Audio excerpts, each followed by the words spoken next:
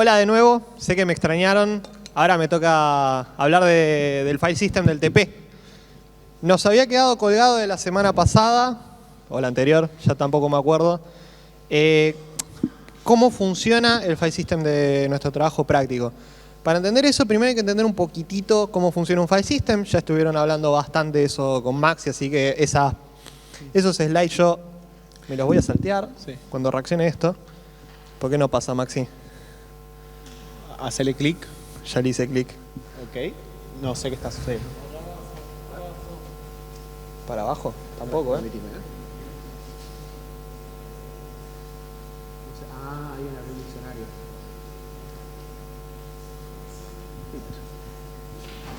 No me gusta, Mac. ¿No? Ahí va. Perfecto. Bien. Ya hablaron bastante con Maxi de Fuse, hablaron bastante con Maxi de cómo funciona un file system, hablaron bastante con Maxi, punto.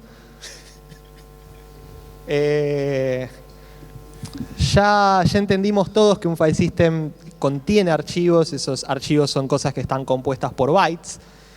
Los file systems suelen tener una pequeña distribución o partición, si se quieren, que son bloques, son pedacitos de bytes en tamaño fijo, así como si fuera una página. Lo mismo dentro de un disco. Los file systems suelen tener puntos de montaje y árboles de directorios, que son las estructuras administrativas que tienen para poder hallar todos los archivos, todos los bloques que tienen adentro. Y eso. ¿Estamos todos? Está abierta la puerta todavía. Métele. Entonces, nuestro file system se llama SAC, para todo aquel que todavía no haya leído el trabajo práctico. ¿Qué es SAC? SAC está distribuido, está partido en dos partes, digamos. Por un lado tenemos el SAC CLI, que es otro proceso. Es otro programa que van a tener que hacer, el cual corre Fuse, que va a ser el que se conecte con nuestro SAC servidor. ¿Cómo funciona la interacción entre SAC CLI y SAC servidor? Yo en una máquina voy a tener corriendo mi programa, el que vamos a hacer nosotros para las entregas, que corre Nilolai, libmuse, y voy a tener corriendo en otro lado, en otro proceso, en la misma máquina, mi cliente de Fuse. Ese cliente de Fuse va a ser el que se va a conectar al SAC servidor que va a estar en otra computadora. ¿Qué quiere decir esto? Cuando yo hago un open en el punto de montaje de mi cliente de Fuse, ese cliente de Fuse se va a conectar por socket hacia el SAC servidor. Y SAC servidor va a hacer todo lo que tenga que hacer según las operaciones que sea que le hayamos pedido. Supongamos que yo hago un write, una escritura dentro del archivo. Voy a abrir el archivo que está dentro del punto de montaje, voy a escribir en el contenido de ese archivo, voy a tener la función write que se va a conectar por socket hacia el SAC servidor, y SAC servidor va a hacer las modificaciones que sean necesarias para modificar el contenido de ese archivo en el file system centralizado. Significa esto que, como siempre, es un file system centralizado, por lo tanto, esto va a pasar en varias máquinas. Yo voy a tener un cliente de SAC CLI corriendo en todas las máquinas en las que se haga la entrega. Respetando un poco la arquitectura del trabajo práctico, que no está en las slides, recuerden que todas las máquinas van a correr un SAC CLI. Ustedes van a tener que codear un SAC CLI. Es un proceso más. Ustedes el día de la entrega van a venir con SUSE, con MUSE, con SAC y con el SAC CLI. Son 4 cosas que van a estar corriendo en las computadoras, más los programas script que vamos a hacer nosotros, que van a usar las bibliotecas que pongan ustedes. ¿Cómo se va a estructurar nuestro SAC servidor? Ya hablamos mucho de que en esta materia solemos simular cosas. En este caso vamos a tener un archivo único, muy grande, que va a simular ser el disco rígido. Nosotros adentro acá no estamos simulando nada, voy a hacer una corrección de fly. No estamos simulando nada, va a ser un disco posta. Ahora vamos a charlar un poquito de cómo hacemos para crear cosas que sean discos. No va a ser necesariamente un disco físico, pero podría tranquilamente ser un disco físico. Ahora en un ratito les cuento cómo. Cuando digo archivos grandes, tranquilamente podrían llegar a ser de 2 o 3 gigas el día de la entrega. van a tener que poder manejarlo eso, van a tener que usar mmap para poder manipular todo lo que haya dentro de ese archivo gigantesco. Vayan amigándose con esa llamada al sistema que la van a estar usando bastante. No sé si recuerdan de la charla de memoria, una aclaración que yo había hecho, no me acuerdo si a la mañana o a la tarde, que la memoria tiene estructuras administrativas para poder saber dónde están las cosas, cómo las encuentra. Esas estructuras administrativas, en la salvedad de nuestros trabajos prácticos, suelen estar por afuera de la memoria. O sea, mi tabla de segmentos, si bien en una computadora real va dentro de la RAM, para nuestro trabajo práctico no lo ponemos adentro del malloc gigante. No es el caso para esto. Todas las estructuras administrativas del trabajo práctico para el lado del servidor van adentro del archivo gigantesco. ¿Cuáles son las estructuras? Son las siguientes. Al principio del archivo gigantesco, o sea de nuestro disco, vamos a tener reservado una determinada cantidad de espacio que va a ser toda la información que necesitamos nosotros para poder identificar nuestro file system, saber cómo leer, cómo encontrar las cosas que necesitamos. Todo ese conjunto de información fija la llamamos metadata, lo que dice acá a la izquierda. Un bloque es una cantidad de bytes de tamaño fijo. El disco se particiona en muchos de estos tamaños fijos. Son muchos detalles que van a ver en la teoría cómo funciona el file system del cual nos estamos basando, que es Extended 2. Es parecido, no es la misma implementación. Pero más o menos, ¿qué es lo que van a tener que hacer ustedes? El primer bloque, que el tamaño de bloque es algo que entra por archivo de configuración, está reservado para el header. El header contiene información varia que está detallada en el trabajo práctico, es un magic number, que el magic number es para saber qué file system es el que tenemos. A veces suele tener también información de dónde arranca todo el resto de las cosas que siguen, porque se puede llegar al caso que el bitmap, por ejemplo, está al final del archivo en vez de siguiendo. Mucho no les va a servir en este trabajo práctico, por no decir que no les va a servir de nada. El bitmap es, como dice el nombre, un map de bits. Yo, por cada bloque de datos, o sea, cada bloque utilizable para guardar archivos, mantengo un bit en algún lado para saber si lo estoy usando o si no lo estoy usando. Es su única funcionalidad. Por eso es que la cuenta es esa, es el tamaño total de mi archivo dividido el tamaño de bloques para saber cuántos bits necesito, dividido 8, porque como la cuenta me da en bytes, yo necesito bits. Un byte son 8 bits. La tabla de nodos la van a ver en la teoría, que es un nodo, que es un puntero indirecto, no quiero entrar en mucho detalle de eso. Son 1024 bloques que están reservados fijo. Y lo último que la tabla de bloques, eso es todo lo utilizable por nosotros. Acá va a ir toda la información que tenemos para nuestro trabajo práctico. Todos los archivos, mejor dicho. Eso es el file system de este trabajo práctico. No es más que eso. Y yo sé que capaz suena muy sencillo, pero tiene problemas técnicos atrás, porque justamente están escribiendo sobre un disco. Y los discos suelen ser lentos. No es para nada extraño tener problemas de performance en los trabajos prácticos cuando están manejando la parte de disco. Por eso la aclaración que hizo Maxi hace un rato de que si saben que múltiples clientes le van a estar solicitando archivos todo el tiempo y capaz Select no les convenga más manejar un poco de concurrencia, por más de que se vuelvan locos con la serialización, la sincronización. Dicho eso, escucho preguntas. Nada.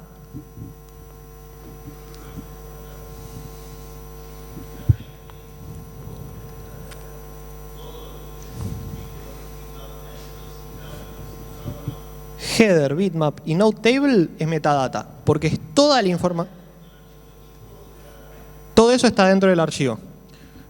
Bien, voy a aprovechar para terminar de contestarte tu pregunta con un toque de marco teórico. Te prometo que si en 5 minutos no te termino de contestar, me podés frenar y volvemos a lo mismo. Vieron que nosotros venimos hablando desde hoy temprano de discos, de file system y de archivos. Venimos hablando de múltiples conceptos. Y siempre venimos hablando de que no todas las cosas son lo mismo. Un file system, en realidad, ¿qué es para ustedes un file system? ¿Me ayudan un toque? ¿Son archivos un file system? Es un administrador de archivos. Ahí me gusta un poquito más. ¿Y cómo funciona ese administrador de archivos?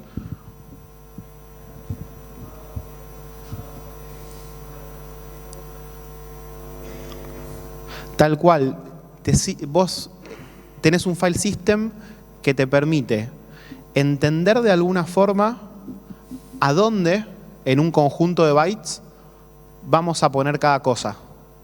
Eso lo vieron ustedes. ¿Cómo se llama?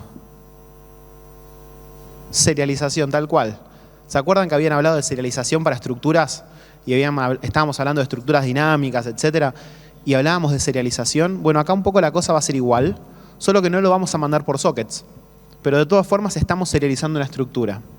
¿Y qué es la información que estamos serializando? Bueno, estamos serializando o leyendo información serializada todo esto. Un file system. Ese file system, en realidad, un file system es un conjunto de especificaciones. Un file system está implementado cuando vos podés y sabés cómo utilizar ese conjunto de especificaciones. Eso es una implementación de file system.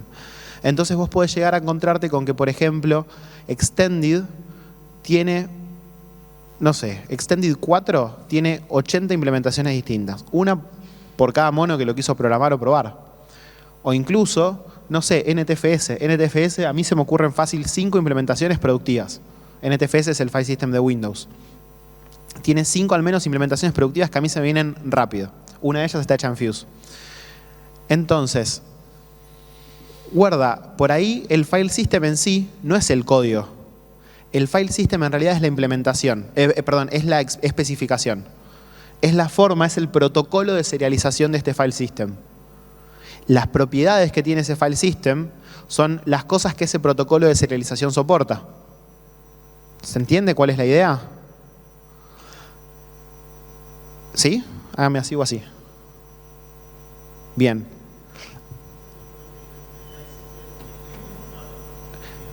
¿Cuál es la diferencia entre?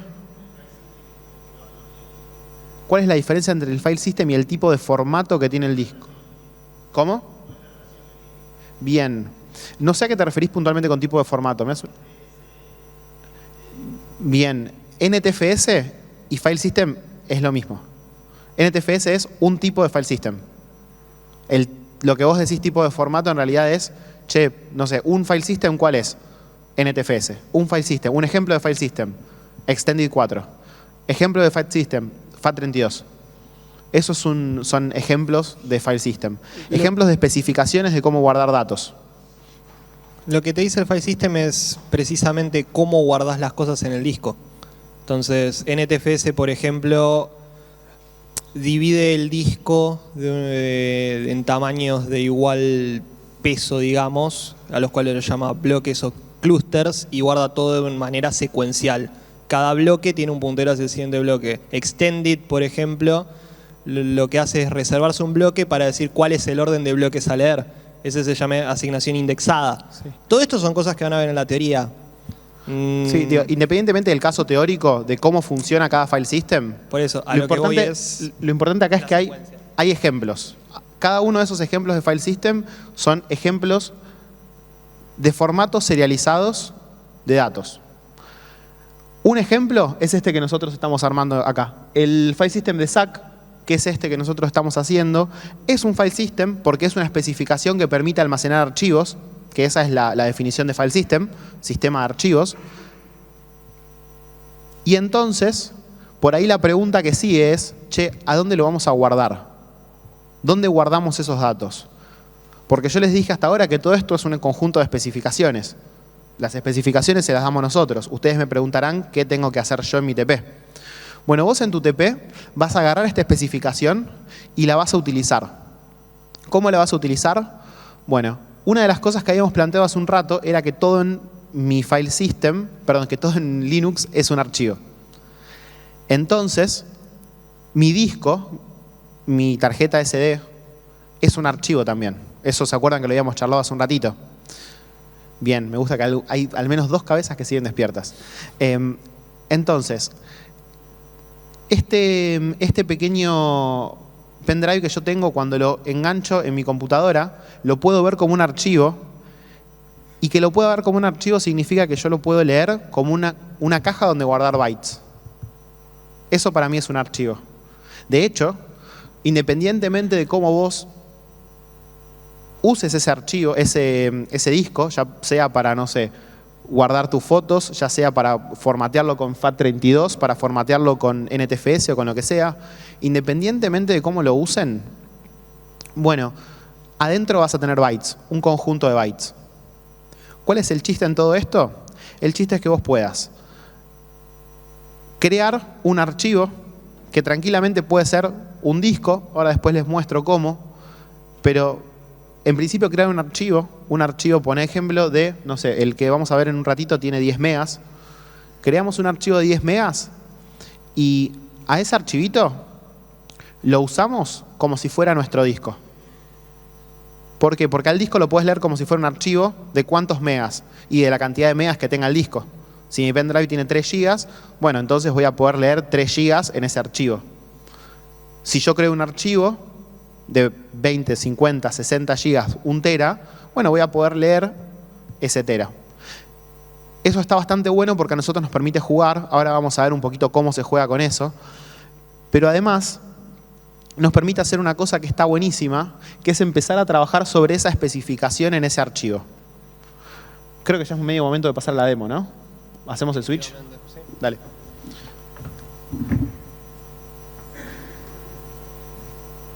Ya que estamos hablando del tema, aprovechamos y tenemos un poquito una demo de todo esto. No sé qué. Tenemos un poquito una demo de todo esto, así que les propongo que la veamos un ratito. Lo que vamos a hacer ahora es trabajar con UFA. UFA es una implementación minimalista de lo que venimos charlando hasta ahora, que es un file system académico. Es un file system en el que yo agarré las cosas que tienen ustedes en su trabajo práctico y lo hice un toque más sencillo. Agarré esta misma especificación y la recorté un toque. Un toque no es tanto. Hice lo siguiente. Por un lado, dejé el header, pero no solamente dejé el header, sino que además lo definí. Me creé un archivito en c1.h que define este header. Este header es un poquito distinto del header, creo que es un poco distinto del header de ustedes. Tiene un magic number, una versión, un bitmap, un lugar de inicio del bitmap, un tamaño del bitmap y una cantidad de padding. Ahora ustedes me preguntan, che, ¿qué es ese padding? ¿Para qué sirve y cómo funciona? Bueno, lo primero que tengo para contarles es algo que ya les spoileé un poquito Gastón, y es que un file system siempre está particionado en unidades mínimas de acceso. De hecho, un disco siempre pasa lo mismo. Esa unidad mínima de acceso es un bloque. ¿Por qué? Porque bueno, hay una cuestión de lectoescritura que tiene mucho que ver con el tema de los discos más viejos, en el que leer una cantidad de bytes contiguos era mucho más cómodo que leer de a pedacitos o de a puchitos. Viste que en memoria vos decís, bueno, dame 32 bytes y igual tenés que usar el bus y medio que no te queda otra. Bueno, en disco cuando le decís, léeme una sección grande, es un poco más cómodo.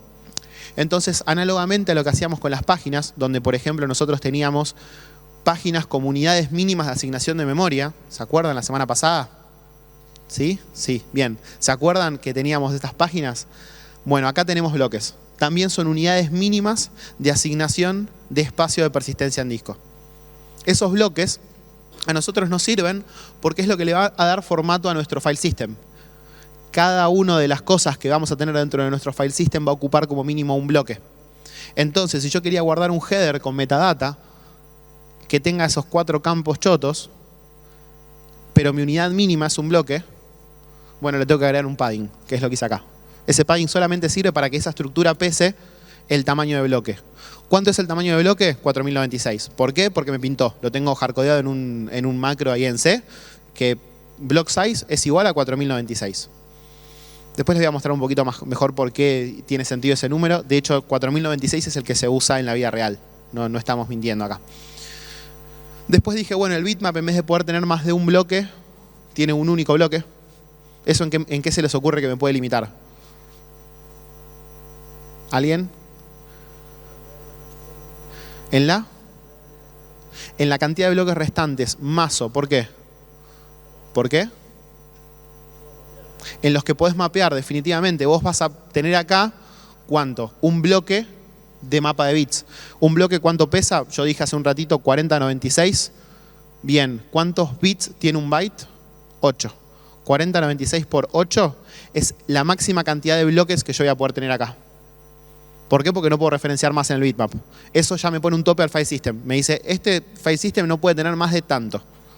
Ahora, internamente, el disco puede tener 1.000.000 de bloques posibles más. Ahora, este file system solamente puede direccionar una cantidad limitada. Y eso ya les muestra un poco la idea de que el disco o que el archivo a donde se van a guardar estos bytes no está necesariamente asociado con el tamaño del file system. Este file system tiene un tamaño máximo de lo que se puede direccionar acá.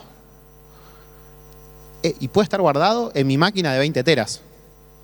Y eso te puede llegar a pasar. De hecho, para hacer coexistir distintos file systems en una única unidad, por ejemplo, en un único disco, se usa lo que se llama particionamiento. Cuando le dicen particionar un disco, le están diciendo, che, hace que varios file systems puedan coexistir en este disco.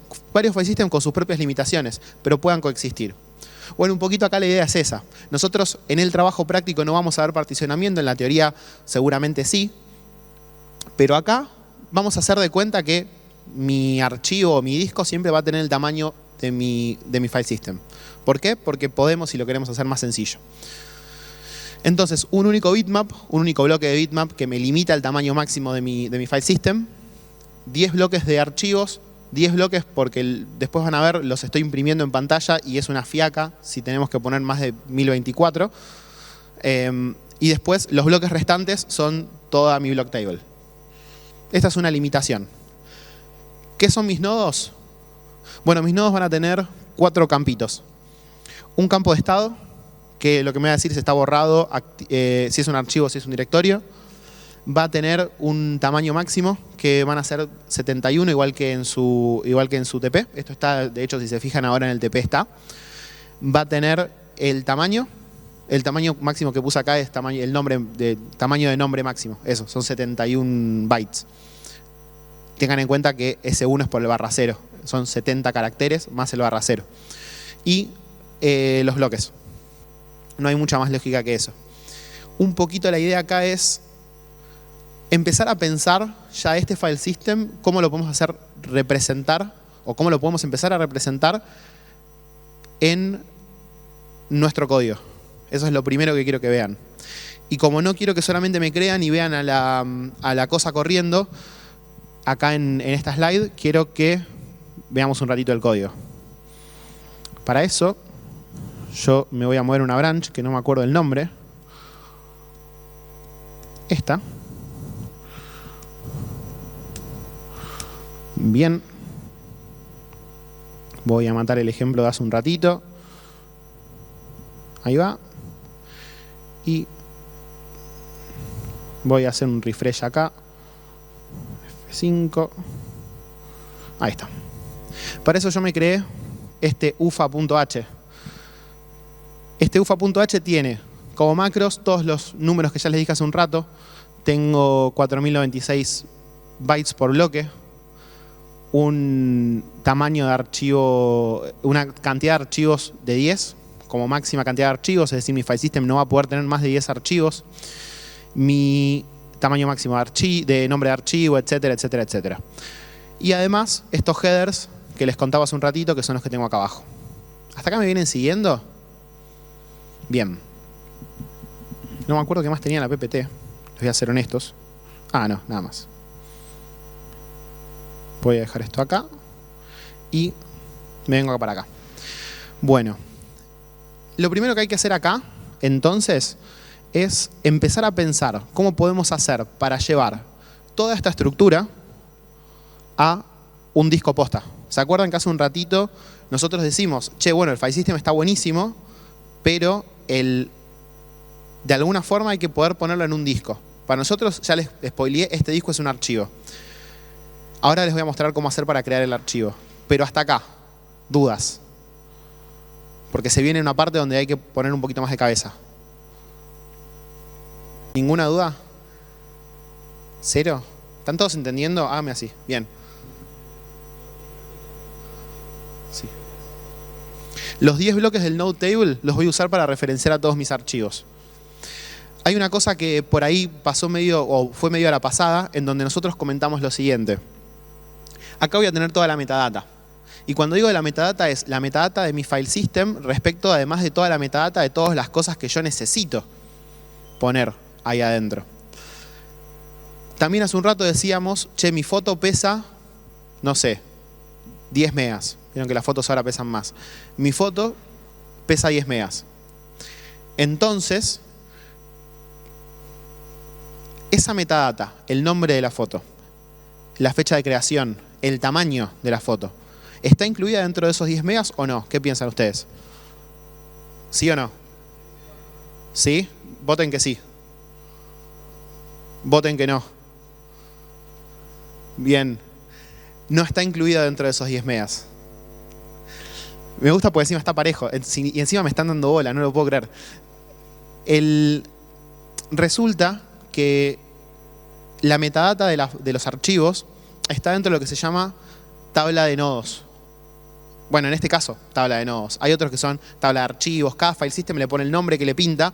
Nosotros vamos a ver una estructura, en teoría, que se asemeja bastante a lo que estamos viendo acá, que se llama inodo. Entonces nosotros le pusimos node table. ¿Eso se llama así en todos los file systems? No, pero en todos los file systems van a tener un lugar de metadata para poder guardar la metadata de los archivos que va a tener que guardar. Esta información va a estar consumida por default.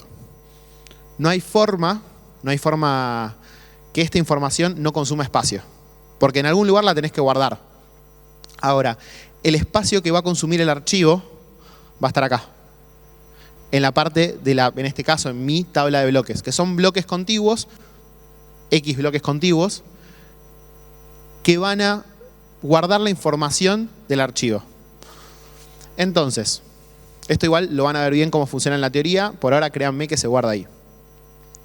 Entonces, una cosa por ahí que no les conté, o que charlamos medio por arriba, el bitmap. ¿A dónde arranca? ¿A dónde piensan que arranca? ¿Que arranca acá o que arranca acá? Votación de que arranca acá. Votación de que arranca acá. ¿Nadie? 1, 2, 3, 4. Bien, los 4 que votaron ganaron. El bitmap arranca arriba de todo. ¿Por qué? Porque el bitmap en realidad es un mapeo de todos los bloques de mi file system. Si bien es cierto que los datos arrancan de acá para abajo, mi file system está ocupando todo este espacio. No es que este espacio está en la nada. El archivo de fondo, el disco en el que ustedes están guardando su file system, está ocupando esta información. Entonces el bitmap lo tiene que saber. ¿Eso significa entonces que el bitmap va a tener siempre un par de bloques ocupados todo el tiempo? Sí. ¿Cuáles son esos bloques? Los bloques de metadata. Y no sé si alguna vez les pasó, pero vamos a probar. No sé si alguna vez les pasó que se compraron una tarjetita de memoria para el celu, o que se compraron un pendrive y el celular o la compu les dijo, che, para usar esto necesito que lo formatees. ¿Sí? Les pasó más de una vez. ¿Saben qué es formatear? Formatear es escribir toda esta estructura, la metadata, el header, las tablas de nodos, en ese disco.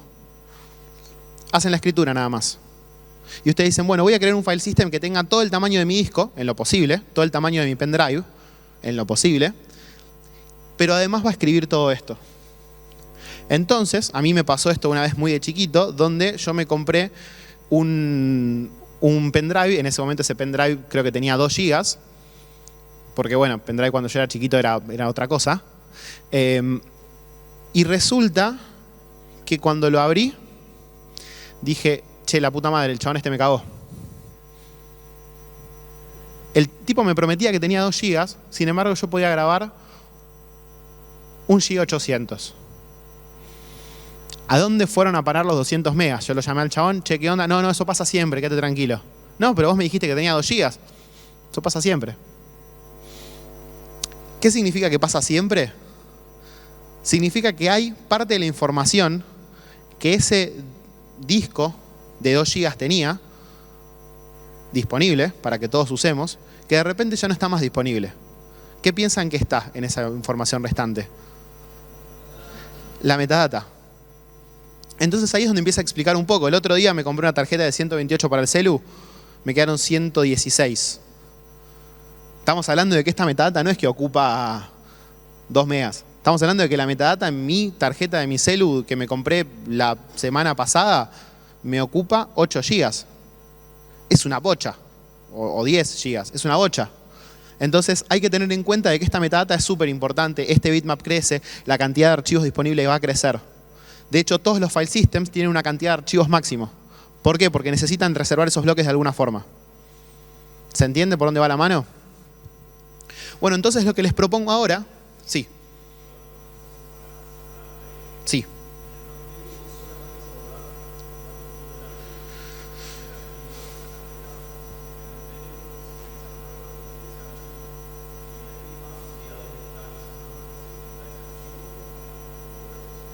Bien. Gran pregunta con afirmación incluida, excepto hasta el final. La repito desde el principio. Me decía, entonces, nosotros vamos a trabajar con... En el block table, solamente la información pura, le dijo él, es solo la información real de los bytes del archivo. Los bytes que realmente representan a la foto en este caso. Por otro lado, en este node table vamos a tener todo lo que es las propiedades de ese archivo. Por ejemplo, el nombre. Por ejemplo, vamos a tener, qué sé yo, el tamaño, la fecha de modificación. Un poquito lo charlamos hace un rato. Y la otra pregunta fue qué hay en el bitmap. El bitmap es solo un mapa de bit. No tenés idea en el bitmap que hay archivos. Solo sabés si está ocupado o no está ocupado el bloque al que está referenciando. El primer bit del bitmap, ¿qué te va a decir? Si está en 1, te va a decir el primer bloque está ocupado. Si está en 0, te va a decir el primer bloque está libre. El segundo bit te va a hablar lo mismo, pero del segundo. El tercero te va a hablar del tercero y así. Y eso estamos hablando de que el bitmap es un conjunto de bytes. No, el bitmap es un conjunto de bits. Entonces, cuando nosotros leamos a ese bitmap, con solamente usar un byte vamos a poder referenciar los primeros 8 bloques. Eso es importante. ¿Es una fiaca hacerlo en C? Sí, es una fiaca. Entonces, ¿qué hacemos? Les damos las commons. En las commons están implementadas las funciones. Sí. Cuando decimos los primeros 8 bloques, no, nos referimos desde acá arriba. Desde el inicio. Entonces, el primer bit, ¿a dónde va a apuntar? ¿Cuál es el primer bloque?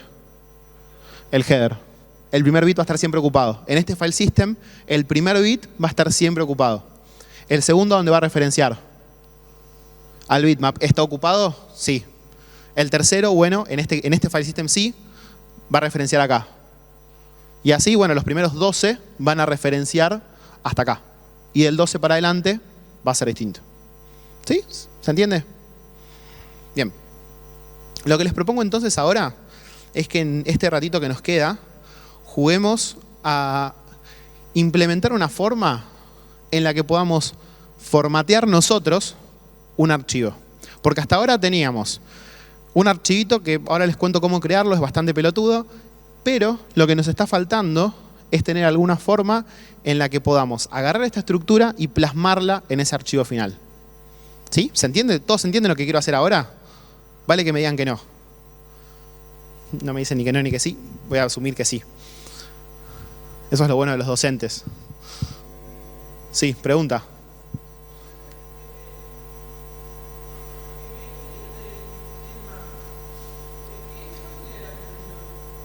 ¿El qué? Sí. Vuelvo acá. La tabla de nodos, ¿cuál es la función? Bien, la función de la tabla de nodos es indicarte esto. ¿Cuál es el estado del archivo, el nombre del archivo, el tamaño y el bloque? En tu file system, cuando vayamos 2 slides para atrás, bueno, no tengo acá ahora, pero lo puedo buscar porque tengo el TP. Uy.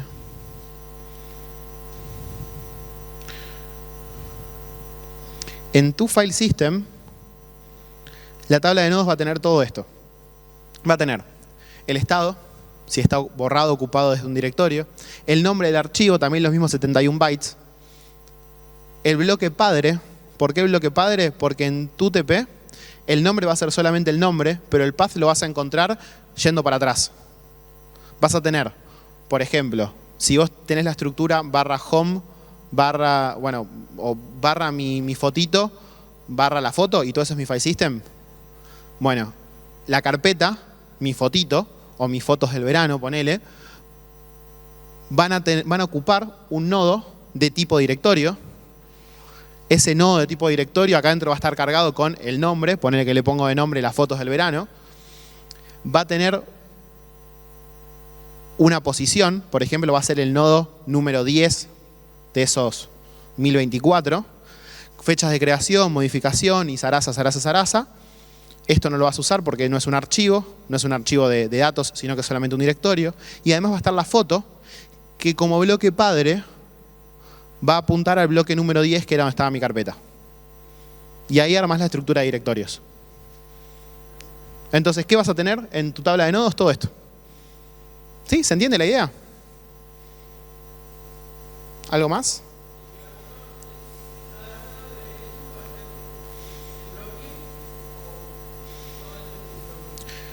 Todo esto es un bloque y cada uno de estos va a ser un bloque. O sea, son las dos preguntas, son sí. Todo esto es un bloque, porque de hecho, si sumás todos los bytes de esto, te da 4096, no es casualidad, lo hicimos a propósito, para que esta suma te dé 4096 y sea de tamaño de un bloque. Entonces, en el momento en el que vos crees la estructura de esto, va a ser de tamaño de un bloque.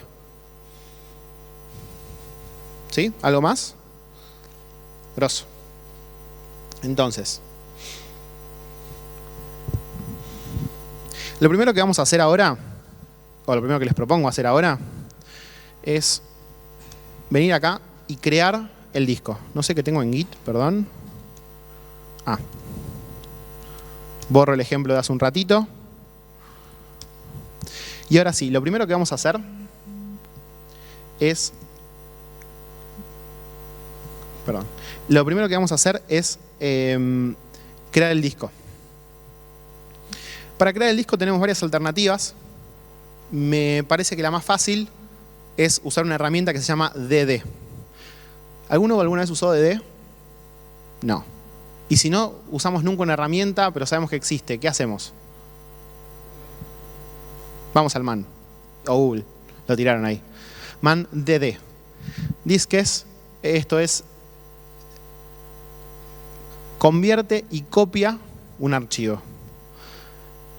La utilidad DD copia el estándar input al estándar output. ¿Qué significa eso? Que yo voy a copiar de un lugar y lo voy a poner en otro archivo. ¿Cómo lo hago? DD de una input file a una output file. ¿Cómo las voy a llenar a esta input file y output file? Bueno, la input file va a ser especial y vamos a usar un archivo especial del file system de Linux, o en realidad del file system de GNU, porque acá no estoy en Linux y sin embargo cumplo con lo mismo, que es /dev/random. Cuando yo le pido bytes a random, lo que hace el chabón es, me da bytes completamente aleatorios. ¿De dónde los genera? No nos importa, son aleatorios. Y el output file lo voy a poner como, por ejemplo, ufadisk.bin. Hasta acá le estoy diciendo de dónde sacar bytes y a dónde escribirlos. Bueno, ¿qué me falta decirle? ¿Cuántos bytes tiene que escribir? Para eso voy a usar un parámetro que es bs, que lo que me va a decir es el tamaño de un bloque, block size. Es el tamaño del bloque de lo que vamos a correr. Ese block size, voy a hacerlo de 1024 porque la cuenta es fácil, pero no tiene nada que ver, tengan en cuenta esto, no tiene absolutamente nada que ver con el block size de mi file system. Por eso un poco lo hacía así también. Que sea 1024 acá no significa que mi file system tenga bloques de 1024. Esto es solamente una forma en la que DD te ayuda a que vos copies cosas. Para que no tengas que andar escribiendo de un byte todo el tiempo, o el chabón te permite hacer esto. Es una cuestión de performance, más que nada. Y le voy a decir entonces, escribí bloques de 1024 10.240 veces. Eso me da un disco de ¿cuánto? Si alguien sabe hacer la cuenta me muero. De 10 megas. Igual se lo había spoileado. Me permite hacer un disco de 10 megas. Son 10.240 bloques de 1024 bytes. Random. Creo el disco. Y entonces, ahora estoy creando un archivo. Que para mí va a ser un disco. Yo lo voy a tratar como si fuera un disco porque de hecho, eso es una cosa que estuvimos medio charlando, pero todavía no fuimos a fondo. Hablar de un archivo o hablar de un disco es lo mismo, porque al disco cuando lo leo como si fuera un archivo. En este contexto es un archivo dentro de mi... Sí. Acá lo que hacemos es, creamos el disco que vamos a usar nosotros y ese disco es un archivo dentro de mi carpeta que se llama UFA Disk. De hecho, si hago un ls y le pido las propiedades, voy a ver al disco acá creado. Es un disco de 10 megas que lo creé recién, esto me lo está diciendo acá el chabón, y que se llama UFA Disk. ¿Qué datos tiene? Completamente random, no me importa. Ya tengo el disco. Lo próximo que tengo que hacer es conseguir alguna forma de generarle un formato. Para eso, vuelvo a mi código. ¿Hasta acá se entiende lo que estamos haciendo? Grosso. Creé este ufa.h, que ya les conté tenía toda la implementación de cuáles eran las estructuras que yo quería usar.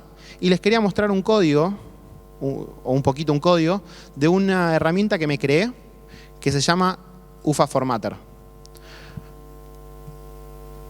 ¿Cuál es la idea de un formatter? Bueno, agarrar esta estructura. Ahí va, agarrar esta estructura que teníamos acá y poder escribirla en ese disco que acabo de levantar. Ahí ya empieza a ser un poquito más divertida la cosa. Empiezo a agarrar y empiezo a ver cómo puedo generar una pieza de código que haga que un archivo, este disco.bin, cumpla esta interfaz. Para eso, ¿qué tengo que hacer? ¿Me pueden ayudar ustedes? ¿Qué partes tengo que escribir en ese disco? Toda la metadata, ¿en qué consiste? Header, bitmap y notable.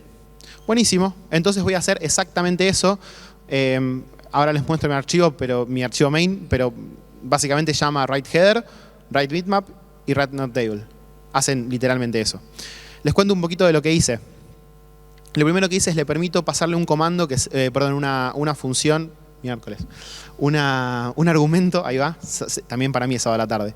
Le permito pasar un argumento que es --format o -f, y eso me va a marcar que tengo que formatearlo. Si no, me va a mostrar el contenido.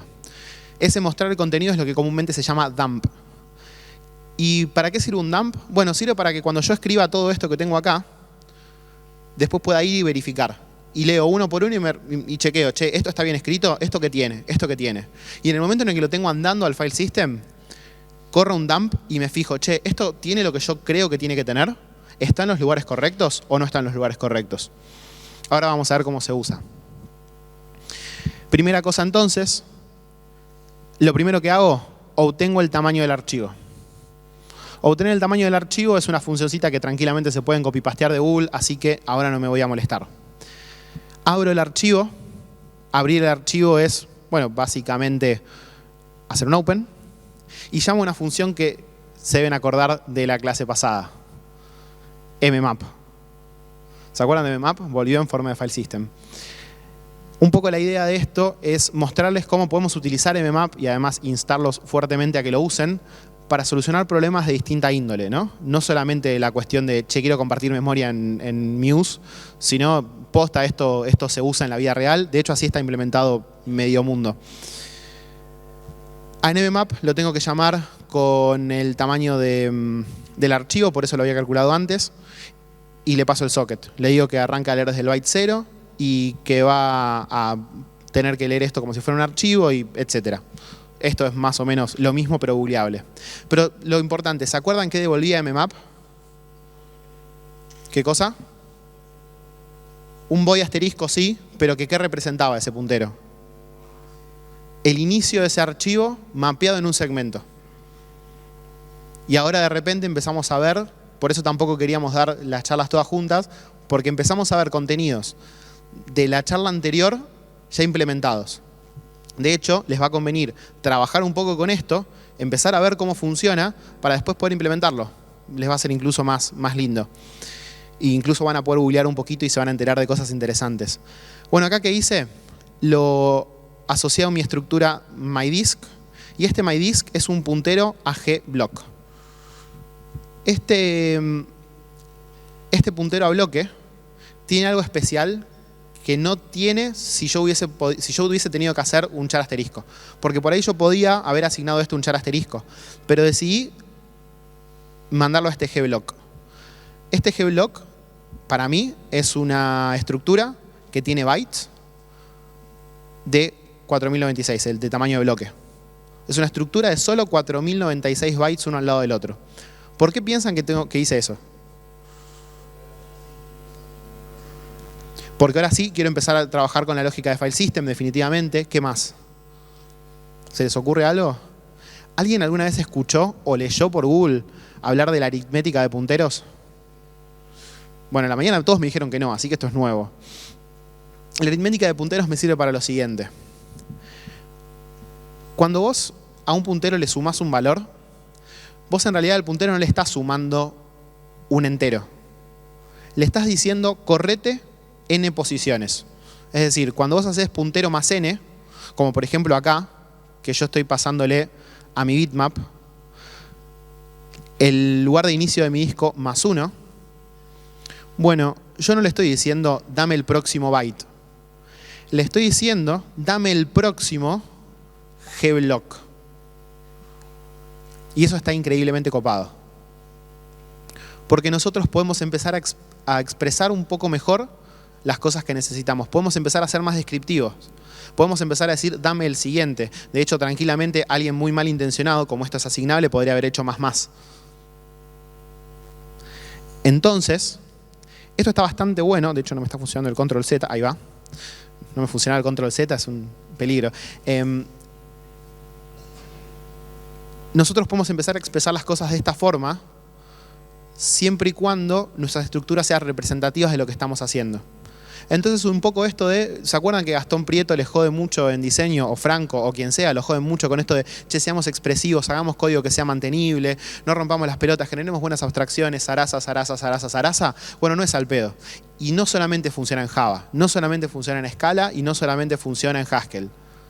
Esas cosas son prácticas que vos podés tratar de implementar en casi todos los lugares. No es lo mismo venir acá y a un puntero a char asterisco sumarle un block size de 4096 que venir y decir, bueno, a un puntero de bloques, dame la dirección del próximo bloque. No es lo mismo y de hecho los insto a que indaguen sobre este tipo de cosas, les va a hacer que su código sea increíblemente más fácil y además de eso les va a hacer una fiesta a los compañeros de ustedes cuando tengan que leer ese código o ustedes dentro de 2 meses cuando tengan que mantener ese código y les rompa por algún lugar. Entonces, primera cosa, lógica de punteros y aritmética de punteros más 1000. Bueno, les cuento más o menos qué hace. Esto, ya les dije, mi MyDisk tiene el puntero de referencia al inicio del disco. Eso se lo pasa al header. Y fíjense que acá hago otra cosa mágica con punteros, que es, estoy casteando el primer bloque. El primer bloque que antes era o que me llegó como un gblock, lo estoy casteando a un UFA-GRT. ¿Por qué lo casteo a un UFA-GRT? Porque el UFA-GRT es el que tiene toda la información del header. Entonces simplemente con asignar las cosas al lugar correcto me va a alcanzar y sobrar. Puedo venir acá y miren ya incluso cómo empiezo a hacer cambios de semántica, ¿no? Antes estaba trabajando sobre bloques y cuando me llamaron a la función del header, estoy trabajando sobre headers. Me encargo de hacer esta conversión. Después podemos charlar si esta es la forma más descriptiva o menos descriptiva, pero o si es el lugar correcto para poner esta sentencia o no, pero para este snippet me venía bastante cómodo mostrarlo acá. Hago el memcopy del secret number, del magic number digo, que era lo que habíamos dicho en su TP es SAC, yo le puse UFA. El inicio del bitmap, el tamaño del bitmap, que yo ya lo hardcodeé en 1, como les había dicho en la PPT. La posición a donde arranca, que siempre va a ser 1, porque nos pinta, porque en realidad el header arriba es solamente 1. Y la versión. Y fíjense cuántas veces dije, porque nos pinta. Eso es una cosa que por ahí no charlamos hace un ratito, pero es súper importante. Ustedes tranquilamente podrían agarrar, hacer su propia especificación, la codean acá o alteran esta especificación y ya tienen su propio file system. O sea, no es joda, es potente, digamos, la idea cuando la tenemos internalizada. Bien, el write header lo único que hace es escribir el header. Me voy a ir a uno un poco más complejo, solamente para mostrarles un caso. El notetable, vamos a agarrar el notetable. Lo que le estoy pasando al, perdón, este es el dump, no, al write notetable, o sería format notetable, es el inicio de mi disco, más una posición por el header, más la cantidad de bytes del bitmap. Probablemente acá me hace falta una macro, lo sé, porque tengo el +1 por todos lados, pero bueno. Entonces, me muevo a estas posiciones hasta donde arranca la notetable. Entro acá y lo primero que hago es la casteo. Casteo este puntero. Y al castear este puntero, ya puedo trabajar sobre esta estructura UFA-FileT, que tiene los datos que yo les había prometido hace un rato que queríamos guardar para cada archivo. Como estoy formateando, ¿qué hago? ¿En qué seteo de mi archivo? Bueno, voy a setear el estado. Mi estado va a ser borrado. Para cada uno de mis bloques, para cada uno de mis, sí, va a ser de mis bloques, pero para cada uno de mis archivos o de mis bloques en la tabla de nodos, le voy a setear el estado en 0, que es un estado borrado, un estado libre para usar. Sí, definitivamente, hoy a la mañana me dijeron lo mismo, es una fiaca tener que andar haciendo esto. Puedes hacer un montón de variables, sí. Una variante linda, que sería la que yo usaría si esto fuese un poco más legible, es hacer una función recursiva, por ejemplo. Pueden jugar, pueden hacerlo como quieran. Ahí traten de buscar su propia definición de código. Sí, definitivamente cada vez que hacemos un if se muere un gatito, así que piensen en sus propios compañeros. Pero de todas formas esta era bastante expresiva, así que la mantengo, por lo menos para la charla. Recorro esa tabla y voy llenándome todos los bloques con estado en 0. A partir de ahí ya tengo la tabla de bloques formateada. Bueno, vamos a probar. Esto no dependo de nada, así que lo que voy a hacer es simplemente un gcc de mi formatter y le voy a decir que se escriba en este UFA formatter. Compila OK. Voy a correr el UFA formatter con la flag "-f", y esta flag "-f" es la que me va a decir formateame. ¿Y qué voy a formatear? El bin que había creado, efectivamente, el archivo. Formateo el bin. Me dice, además es rápido porque es chiquito, son 10 megas. Escribí el header en esta posición, escribí el bitmap en esta posición y escribí la notetable en esta posición. Una cosa interesante que está bueno no perder de vista es que en el header, cuando debugueamos este tipo de cosas, siempre está bueno aprender, aunque sea, a leer un mínimo de hexa. No joda. Aprender a leer hexa nos va a contar algunas cosas. Por ejemplo, que la diferencia entre el header y el bitmap, la diferencia entre posiciones del header y el bitmap es, si se fijan, todo esto es igual y solamente cambia el cuarto valor.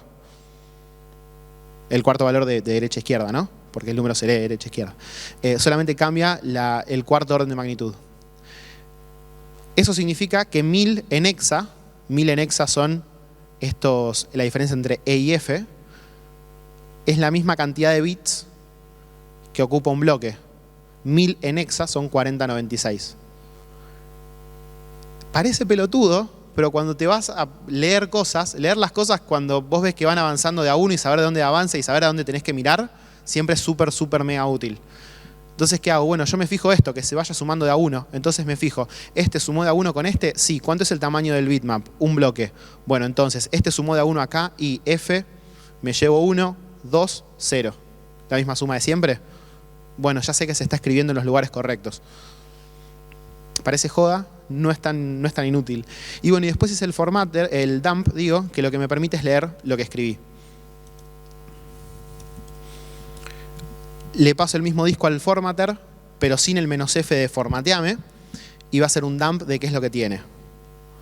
Este dump arranca acá. Me muestra los contenidos del header. Lee el magic number, lee el tamaño del bitmap, lee a dónde arranca el bitmap y la versión. Y además perdón, estoy hablando del bitmap, estoy hablando del header acá. Cuando dije bitmap quise decir header. Lee el magic number del file system, el tamaño del bitmap y etc. Después lee el bitmap, que es la próxima estructura administrativa. Si se fijan, el bitmap está todo en 0 excepto ¿qué cosas? Los primeros que son los metadatos. ¿Que cuánto tenían que ser según esto? Y tenían que ser 1 para el header, 1 para el bitmap, 10 para los bloques. Vengo acá y cuento. 1 para el header, otro para el bitmap, y créanme que estos son 10 porque no lo están viendo ni ustedes ni yo. Pero créanme que son 10. Abajo me hice un lindo dump que me dice, tengo esta cantidad de bloques, usé 12 y tengo libres estos. Eso significa que para guardar archivos, tengo solamente esta cantidad de bloques. Y esto era un poco lo que les comentaba hace un rato. Formateo un file system y me quedan libres menos cantidad de bloques de lo que tenía antes. ¿Me está cagando el chabón que me vendió el pendrive? No. Solamente tengo que encontrar una buena forma de formatearlo.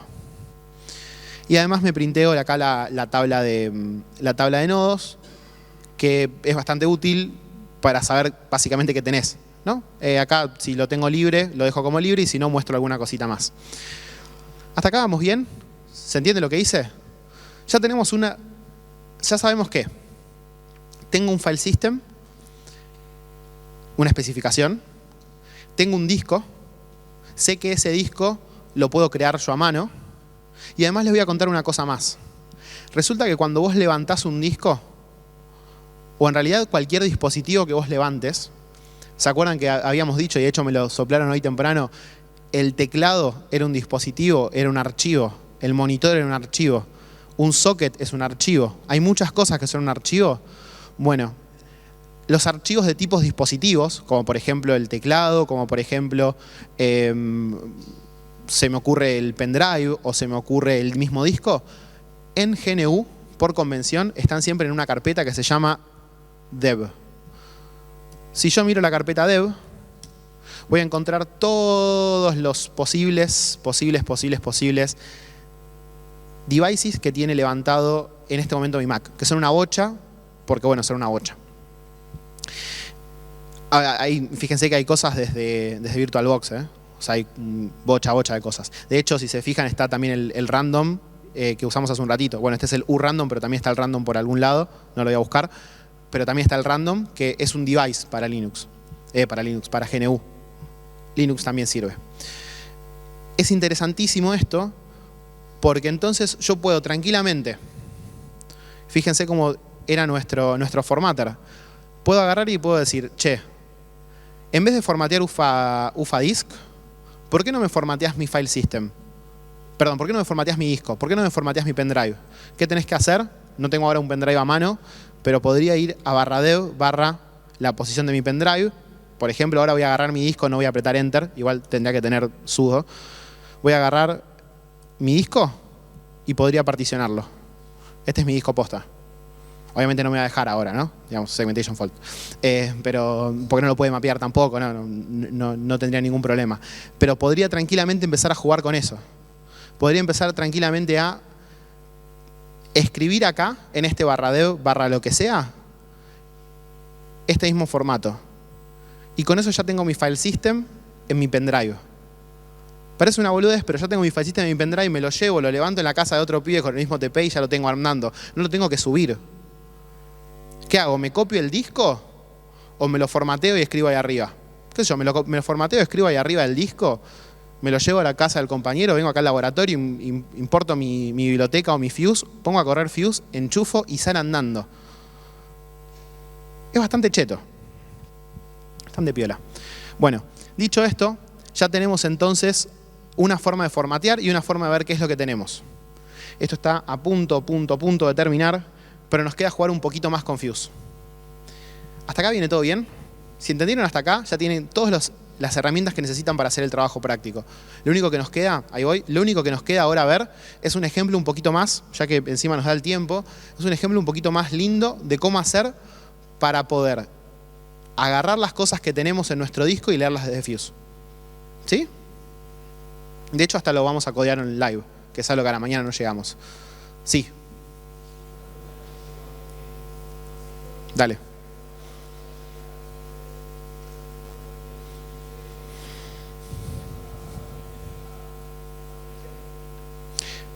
Bien, pregunta, ¿este archivo que va a trabajar va a tener la paginación? No necesariamente. No, y de hecho tampoco te importa, porque acordate que para vos son bytes. Son bytes y llamadas a sistemas de Fuse. Si Fuse te llama y te dice escribime esto, vos escribís esto. Le crees a Fuse. Por ahí arriba, ese archivo, el que justo estaba pidiendo que me escribas datos en un archivo, era mmap, era Muse. El mmap de Muse. ¿Puede pasarte? Sí, tranquilamente, te puede pasar tranquilamente. Ahora, ¿en qué te impacta a vos? En nada, porque vos tenés ya las llamadas a sistemas que son lo que se suele conocer como primitivas. Tenés las primitivas ya creadas. Tenés los building blocks, las cosas que van construyendo a tu file system, ya lo tenés creado. Entonces, que alguien arriba esté haciendo un LS o que esté haciendo un mmap es completamente trivial. Sí. ¿Cómo, perdón? Dentro del .bin vas a guardar otros archivos, sí. Sí, de hecho, justo la idea... ¿Cada uno va a tener su header? No. Justamente lo que te va a pasar es lo siguiente. Cada .bin va a estar formateado de esta forma. ¿Qué significa que esté formateado de esta forma? Significa que vos vas a tener, por un lado, header, bitmap y una cantidad posible de archivos que vas a guardar acá adentro, que es un poco lo que estábamos viendo ahí. Esa cantidad posible de archivos, esa cantidad máxima de archivos, que son archivos y directorios, se ve acá, son archivos y directorios, después van a direccionar cosas acá adentro. Entonces vos vas a poder guardar en este file system hasta 10 archivos y directorios. En el file system tuyo, de SAC, vas a poder guardar hasta 1024. ¿Sí? Diga.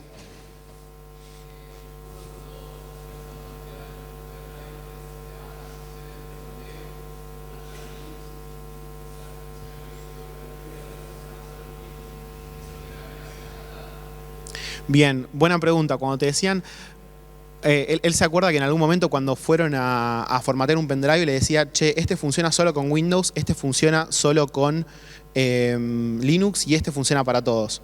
Bueno, ahí te cuento que en realidad lo que cambia es la implementación del file system. Por ejemplo, Windows no soporta Extended 3. ¿Por qué? Porque Windows, como es una empresa y quiere hacer guita, no quiere soportar las cosas de otro. Entonces Windows no implementó Extended. Sin embargo, por ejemplo, Linux dijo, bueno, pará. Yo tengo un estándar mucho más copado. De hecho, tanto Linux como OS X, Mac, en este caso, trabajan con GNU, que es el estándar de abajo. Es el estándar de cómo hacer para guardar las cosas internamente, cuáles son las interfaces, etc. Eso hace que yo pueda estar dando esta charla hablando de Fuse en una Mac y no en una VM. Y lo que hicieron los tipos fue lo siguiente. Dijeron, bueno, pará. Yo ya tengo Fuse. ¿Por qué no hago una implementación de Fuse que funcione con NTFS? Que es el file system privativo de Windows. Pudieran. Entonces ahora vos tenés, en tu Linux, podés tener la capacidad de leer a través de Fuse NTFS. Y además tenés la capacidad de leer Extended. Y además tenés la capacidad de leer, por ejemplo, formatos que son de tipo abierto, como FAT32. En ese momento, lo que te va a cambiar es, bueno, cada sistema operativo te dice qué soporta. Por eso es un poco el por qué te van a elegir ahí, che, este funciona en tal, este no funciona en tal. Era más hacerlo amigable para el usuario. Sí, una mano levantada por allá. Igual te deja leer, pero no escribir. No creo que te deja escribir. Si montás un pendrive NTFS a Mac, no te deja escribir. Habría que ver bien por qué, pero seguro que la implementación de Fuse te deja escribir. De todas formas...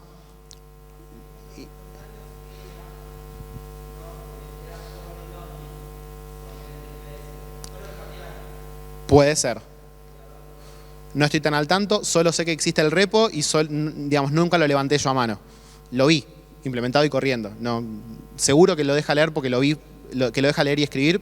De todas formas, lo importante que se tiene que llevar es otra cosa, independientemente de lo de NTFS. Sí.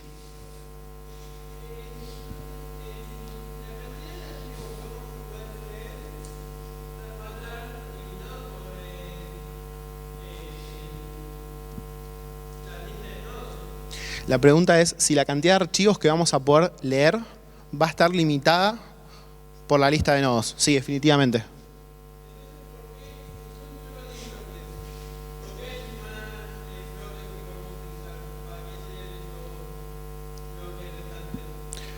Los bloques restantes son los bloques de datos. Vos acá lees la metadata de tus archivos. Acá van a estar los datos de tus archivos.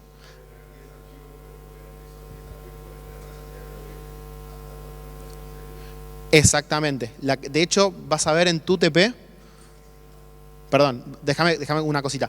En tu TP vas a ver que esto va a ser bastante más grande. Tus bloques van a poder referenciar muchos bloques. Muchos bloques. Entonces, un nodo va a poder referenciar un archivo y ese archivo va a tener un tamaño. Y va a tener unos bytes. ¿A dónde están guardados esos bytes? Acá. ¿Cómo se guardan esos bytes acá? Lo van a ver en la teoría, créanme, que si yo se los cuento un sábado a las 6 de la tarde, se pegan un corchazo. No, mentira, pero es imposible de entenderlo. Es mucha info toda junta. Por ahora, créanme que los bloques de datos van a estar acá. Y los bloques que tengan la metadata van a estar acá. Entonces vos puedes tener 10 archivos, pero esos 10 archivos pueden referenciar a tanta cantidad de cosas que hasta te llenen el file system. Tengo archivos muy grandes, ¿no? De la misma forma que yo recién creé un archivo de 10 megas, podía haber creado un archivo de 2 gigas en mi file system. Bueno, un archivo de 2 gigas en mi file system, en el file system de Mac, crea una entrada en una tablita, no como esta, pero crea una entrada en una tabla que justamente referencia un montón de bloques. ¿Sí? Bien. ¿Más dudas? Nada, impecable. Bueno, lo hicieron justo a tiempo para que no me ponga a codear. Entonces voy directamente al ejemplo que está finalizado. Git status. Ya tengo el archivo formateado. El archivo formateado me lo voy a quedar y me voy a ir a la branch en donde tengo... no me deja. Bueno, lo voy a formatear de nuevo. Ahí va. Uy. Porque esto lo comité. ¿Por qué lo comité? Bueno, no importa. Porque es una branch local. Voy a volver a dividir la consola y cuando divido la consola, ¿qué significa que voy a hacer? Mazo. Fuse. Voy a levantar Fuse. ¿Qué es lo que vamos a hacer ahora? ¿Tengo mi archivo formateado? Bueno, lo que les voy a mostrar es qué cosas tenemos que hacer para poder al menos crear un archivo.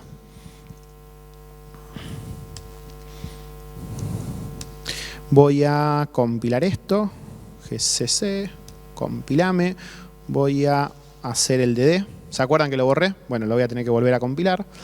Ahora, mientras yo les cuento esto, y mientras voy haciendo esto, les puedo ir contando la importancia de tener todas estas utilidades.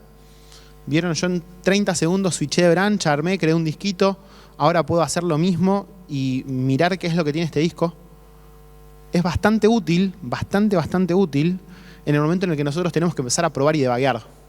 Entonces, mi recomendación es no escatimen tiempo en hacer herramientas que les ayuden a desarrollar más rápido. En este caso, yo me hice una herramienta que no es requerimiento del TP, pero me hice este formatter. ¿Podía haber hecho el TP y podía haber solucionado el TP sin hacer ese formatter? Sí, tal cual, podía haberlo hecho. Me iba a costar un huevo y medio más. Bien, la otra cosa que voy a hacer es compilar este ejemplito. Eso sí, lo tengo en el historial porque no me lo acuerdo. GCC, ahí está. No, mentí. Ahí va. Acá lo que estoy haciendo es compilo el ufa.c, que es ese archivito que teníamos hace un rato. Con Fuse, le paso las mismas flags y lo escupo en un archivo de output que se llama ufa. ¿Tengo todo lo que necesito? Sí, tengo el ufa, tengo el mount point y tengo el disco. Bien, próxima cosa que voy a hacer es les voy a comentar qué es lo que hace de nuevo este archivo. ¿Cuál es mi intención? ¿Ustedes conocen el comando touch? ¿Sí? Bueno, hagamos de cuenta que no conocen. ¿Qué es lo que tendrían que hacer? Man touch. El comando touch, para los que no lo conocían, lo pueden ver ahora en el man, cambia el tiempo de acceso y de modificación de un archivo. Y si no lo crea, y si no existe, lo crea. Bueno, acá dice, ¿no? The touch utility sets a modification and access times for files. If any files that does not exist, it is created with default permissions. Es más o menos lo mismo que dije, pero en inglés. Entonces, si yo hago touch de, por ejemplo, un archivo que se llama tom, voy a tener creado un archivo tom de 0 bytes, porque no tiene datos. Eso es una parte interesante, porque no estoy escribiendo ningún dato ahí en el medio, con esta hora actualizada. Eso me sirve mucho porque yo voy a probar con este touch cosas que no hagan que yo escriba datos o lea datos de un archivo, porque la verdad que es una fiaca, o era una fiaca codearlo y probarlo. Entonces, lo que voy a hacer es, bueno, simplemente, bueno, aparte no les quería regalar el código, voy a ser honesto. Entonces, lo que voy a hacer simplemente es hacer un touch. Primera cosa entonces, ¿qué cosas tengo que implementar? Bueno, de la misma forma, ¿se acuerdan que nosotros hace un ratito, voy a saltearme esto por una cuestión de tiempo, ¿se acuerdan que hace un ratito nosotros empezamos a jugar con qué cosas podía hacer Fuse? Y que yo les dije, bueno, vamos empezando desde cero a agregar las syscalls que realmente sean necesarias, y teníamos getAttribute y readDir. Bueno, cuando yo hice un touch, créanme, después pruébenlo en su casa, cuando yo hice un touch, el chabón me quería llamar a dos funciones más. La primera es mknode, que lo que dice acá abajo es mknode crea un archivo con un nombre y le actualiza la hora. Perdón, crea un archivo con un nombre, y uTimens, que lo que hace es actualiza la hora. Son dos cosas distintas. Son las dos documentaciones distintas. Lo interesante es que, por ejemplo, creo que tengo el man de mknode. De hecho, sí. Entonces, quiero saber qué error tengo que devolver en el caso que algo no encuentre. Vengo acá al fondo y los busco. Están por ahí. Es el man 2. Ahí está. ¿Ven? Tienen que fijarse que esté siempre el system calls. Vienen acá y ahí están toda la lista de errores posibles. Por ejemplo, no sé, error de acceso. No tengo el permiso. No sé. Error de loop. Hay muchos symbolic links. No, obviamente, si no tienen symbolic links, no devuelvan este error. No se esfuercen al pedo. Entonces implementé estas 4 funciones. ¿Cómo las implementé? Bueno, voy a mostrarles la más difícil, o creo que es la más difícil, que es el mknode. En el mknode lo que me estoy fijando es, che, primero sé que me vas a pasar el path. Más que el path, el nombre, que es el path completo, ¿no? Es el nombre del archivo. Me vas a pasar un modo y me vas a pasar un dev, que si se hacen clic acá van a poder buscar toda la documentación y todo. La aposta es que no lo van a utilizar. ¿Qué es lo que le tengo que devolver acá? Nada, solo devolverle si funcionó bien o no funcionó. Están sacando fotos al código, me encanta.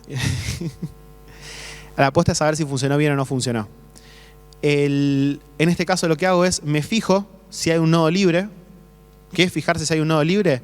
Recorro la tabla de nodos, que la tengo referenciada de forma global. Recorro la tabla de nodos siempre y cuando no me pase de esta tabla de nodos. Y el nodo, y bueno, y tengo un estado libre, ¿no? Un estado igual a 0. Cuando lo tengo, ya sé cuál es el nodo. Lo único que tengo que hacer es devolverle acá al chabón en esta... bueno, no le tengo que devolver nada, perdón. Tengo que agarrar esa estructura y en mi file system, recuerden que este node to set es mi puntero al file system. Esta es mi tabla de nodos que estaba referenciada y es mi puntero a mi archivo que levanté con mmap. ¿Se acuerdan? Mi puntero a mi archivo que levanté con mmap. Ahora le sumo el current node, que es el nodo al que tengo que mover. Eso significa que me va a mover n posiciones de bloques y lo guardo, y lo referencio como un G-file. De nuevo, lógica de punteros, aritmética de punteros es útil para poder contar esto. Le copio el nombre de lo que me pasaron. Y por último, seteo que el file size es 0 y el estado va a ser 1. Es un archivo, dijimos acá. ¿Hasta acá me creen que esto está funcionando? Lo voy a hacer correr entonces. Dije que lo iba a compilar, ya lo compilé. Voy a correr UFA, le voy a pasar la flag de debug como habíamos hecho hace un tiempito. Y además, yo le agregué un argumento de nuevo especial. Es esos custom. Reemplacé ese que teníamos ya desde hace un rato y le puse el disk. El disk, ¿qué me permite hacer? Me permite pasarle el disco con -- disk y guardarlo. Parece una boludez, pero es bastante útil tener esto porque me permite directamente pasarle a Fuse cuál va a ser el disco con el cual yo me voy a montar, el disco sobre el cual yo me voy a montar, que de nuevo podría ser tranquilamente el disco este que yo creé, el .bin, o podría ser el disco de mi pendrive,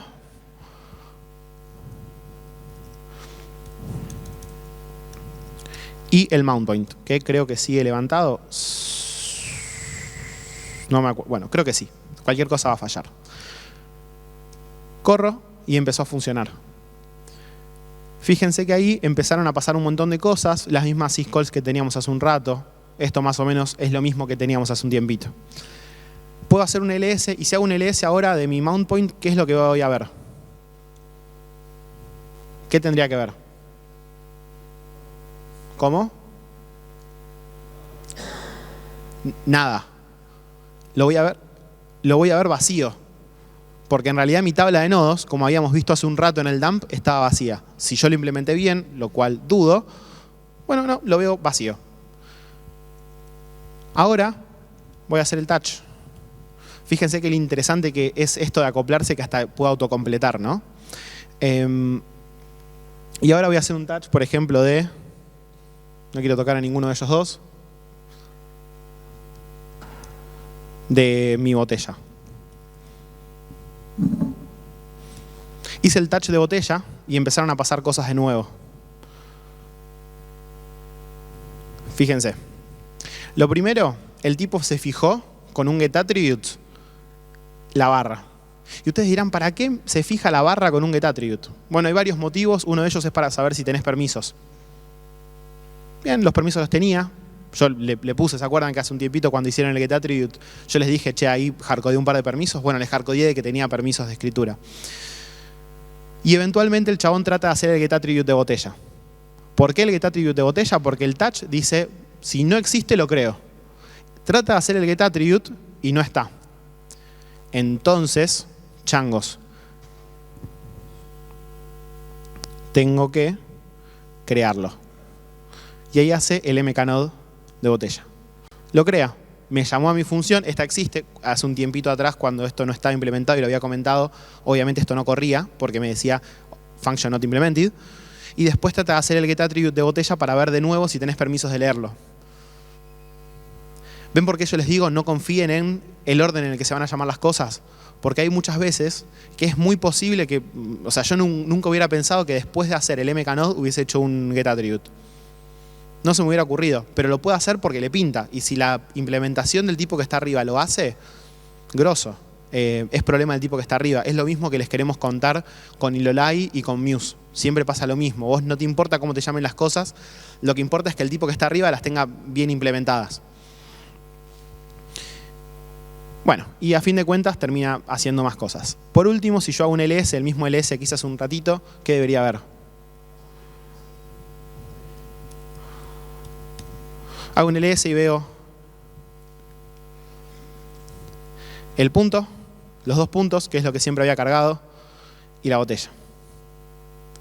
Entonces fíjense que hasta ahora, ya incluso les estoy regalando un poco el código del mknode, pero la misma idea del mknode las vamos a usar para todo el resto de las cosas del file system. Después, obviamente que cuando se pongan a implementar esto se complica un toque más. Agarré una cosa muy sencilla. De la misma forma podía haber implementado el ARM. El eliminame un nodo es exactamente la misma lógica. Reviso cuál es ese nodo, lo busco, lo borro, lo pongo en state 0. Pero ahora ya tenemos. Fíjense que de repente con muy poquito, o sea, estamos hablando de una charla de una tarde, ya tenemos conocimientos de cómo funcionan los file systems hoy en día. Sabemos cómo hookearnos al sistema operativo y cómo meternos en uno de esos procesos para implementar nosotros un propio file system. Vimos cómo implementar y cómo debuguear las llamadas a sistema que nos hacen. Además, por último, estamos empezando a ver ahora qué cosas podemos hacer y cómo poder simular que tenemos discos o changos, cómo realmente tener un disco. Entonces, podemos empezar a ver también cómo hacer para para formatear archivos. Y cuando digo formatear archivos, es completamente análogo a formatear un disco. Y ya estamos empezando a entender un poco por qué. Y encima de eso, estamos viendo ahora, o acabamos de terminar de ver, cómo hacer para escribir esos valores y leerlos con las mismas syscalls que teníamos hace un rato. Bueno, ¿qué les va a quedar a ustedes entonces? Les va a quedar agarrar todo eso e implementarlo así. El fin de todo esto es, ustedes corriendo este único archivo acá adentro y Fuse, en vez de resolviendo esta implementación de Fuse, cada una de las syscalls, haciéndole la pregunta al servidor. Entonces, ¿qué nos va a pasar? Un programa va a hacer una modificación en el file system, esto va a llegar a una syscall, la syscall va a llegar al servidor, va a impactar en el archivo, en este archivo que justo estábamos viendo, o en este pendrive, podría ser tranquilamente en tu pendrive, o te puedes traer tu disco externo y lo hacemos. Y otro programa en otra máquina potencialmente en Marte va a agarrar, va a llamar también a ese file system que estaba montado en un lugar y va a ver los cambios que hizo este otro programa. Sí.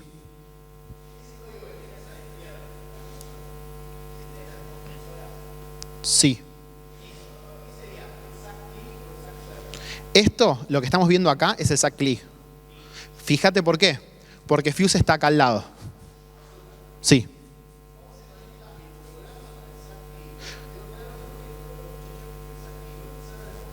Sí. Esa es la parte interesante. El programa nunca se conecta con el SAC-CLI. ¿Por qué? Porque el programa simplemente usa operaciones como las que estoy usando yo de este otro lado de la consola.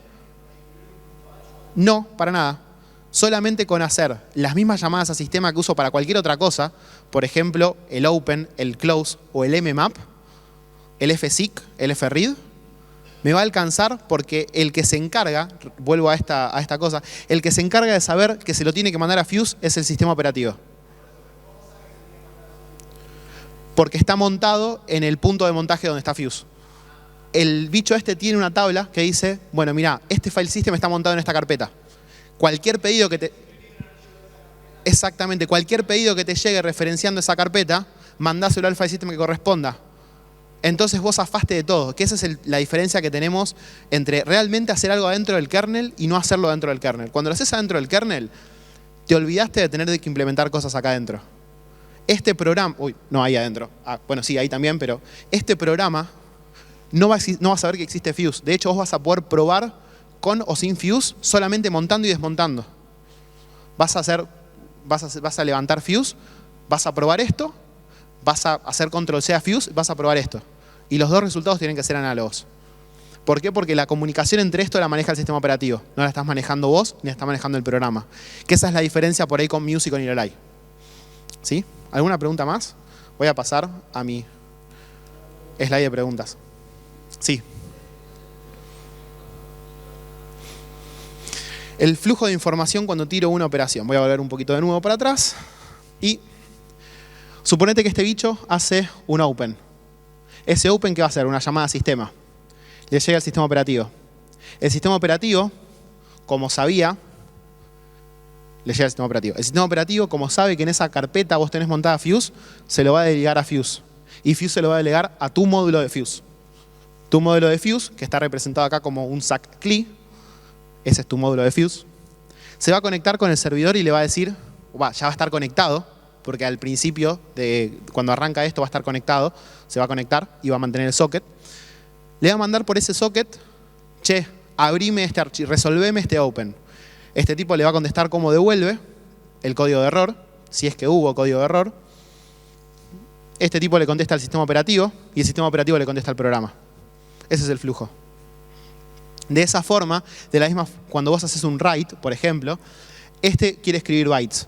Este te dice, necesito que escribas bytes. Este nos dice a nosotros, necesito que escribas bytes, a nuestra implementación. Nuestra implementación le dice al server, necesito que escribas bytes. El server escribe los bytes y devuelve el código, lo burbujea de nuevo. Ahora este quiere hacer un read, necesito que leas bytes sobre ese archivo. ¿Qué hace entonces? Le pide al sistema operativo, el sistema operativo se lo dice a Fuse, Fuse nos dice a nosotros y viene al server. En el server voy a leer los mismos bytes que este tipo acaba de escribir. Entonces, de repente tengo un file system centralizado que podemos usar desde múltiples instancias de sistemas operativos. Sí.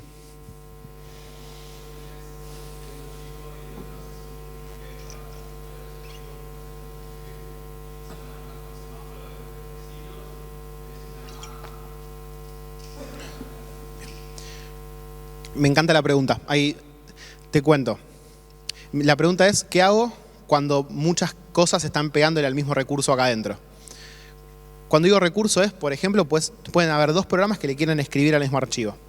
Bueno, cuando vean sincro, no sé si ya empezaron a ver sincro. ¿Sí? Bueno, los que empezaron a ver sincro empezaron a charlar ya de las condiciones de bursting. de Bernstein, creo que se llama. Bernstein es el rector, siempre me acuerdo de eso. O era el rector. Vicerrector. Bueno, era una entidad de la facu. Bueno. Y ahí siempre nosotros decimos, che, ojo, hay momentos donde tengo que sincronizar, por ejemplo, si hay doble escritura y hay momentos donde no. Ahí la pregunta va a ser, ¿qué vas a sincronizar acá? La primera, que ya se las spoileé hoy temprano, esta arquitectura es multihilo por una cuestión obvia. Si escribir un archivo acá me bloquea escribir un archivo acá, estamos en el horno.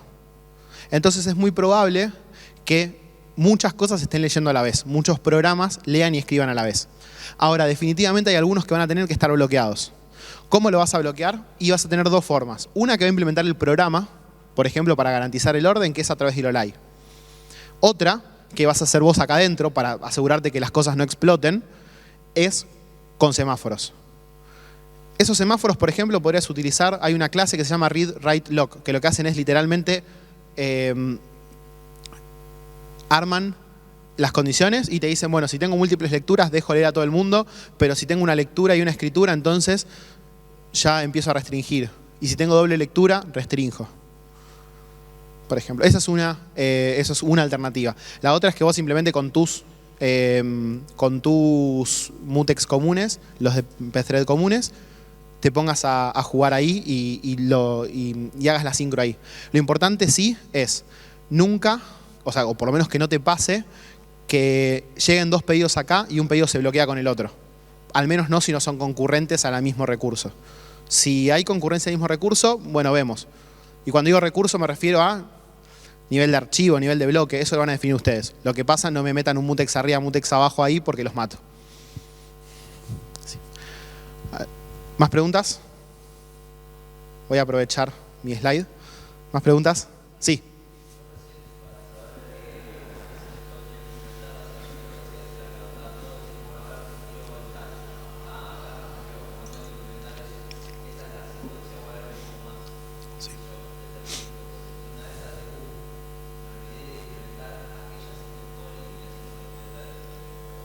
Sí, no hay mucho más determinismo que eso.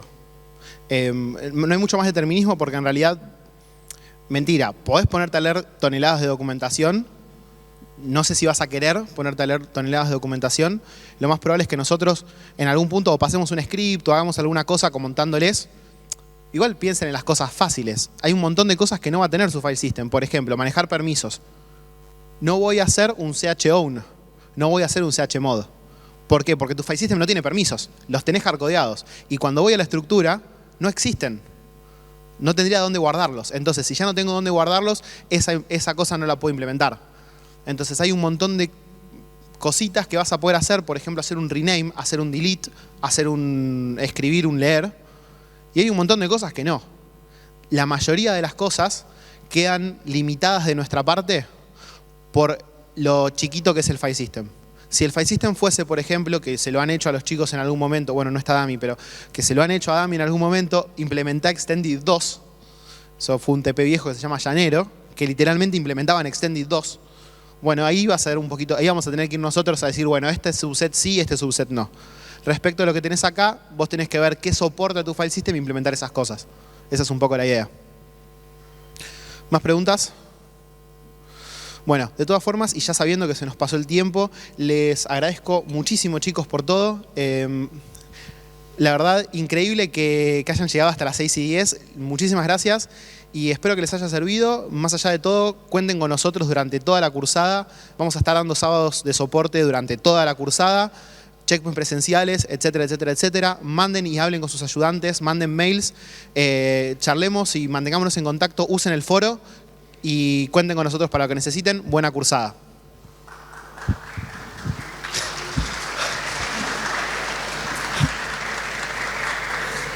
Gracias.